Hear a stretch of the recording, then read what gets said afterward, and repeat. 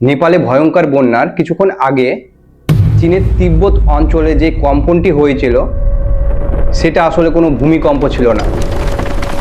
আপনারা হয়তো সোশ্যাল মিডিয়ায় বা নিউজ চ্যানেলে ইতিমধ্যেই দেখেছেন সেখানে একটি উচ্চ মাত্রায় ভূমিকম্প হয়েছিল আর সেখান থেকেই এই বন্যা শুরু হয়েছে। কিন্তু না, প্রথমে যে ভূমিকম্পের খবরটা চারিদিকে ছড়িয়ে পড়েছিল সেটা একেবারেই ভুল ছিল। কারণ মার্কিন ভূতাত্ত্বিক সংস্থা এবং স্যাটেলাইট ডেটা বিশ্লেষণ করে জানিয়েছে সেখানে কোনো ভূমিকম্পই হয়নি। তাহলে এখন প্রশ্ন আসতেই পারে ওই কম্পনটা তাহলে কিসের ছিল? আসলে হিমালয়ের 5200 মিটার উঁচু থেকে একটি বিশাল আকারের বরফের স্তূপ চীনের তিব্বত অঞ্চলের এই উপত্যকার উপর পড়েছিল।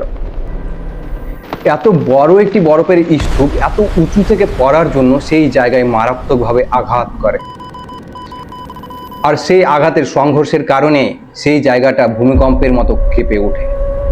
আর যে উপত্যকায় বরফের স্তূপটি পড়েছিল সেখান দিয়ে বয়ে চলছিল লেনদে নদী। এর ফলে লেনদে নদীর গতিপথ পুরোপুরি বন্ধ হয়ে যায় এবং সেখানে একটি আর্টিফিশিয়াল বাঁধ সৃষ্টি হয়। এই বাঁধের জন্য এই নদীতে জল বয়ে যেতে না পেরে আটকে গিয়ে জমা হতে শুরু করে। কিন্তু প্রকৃতির তৈরি এই বরফের বাঁধের কতই বা শক্তি থাকবে? জলের প্রেসার যখন আউট অফ কন্ট্রোল হয়ে যায় তখন হঠাৎ করেই এই বাঁধ ভেঙে যায়। তারপর যা হলো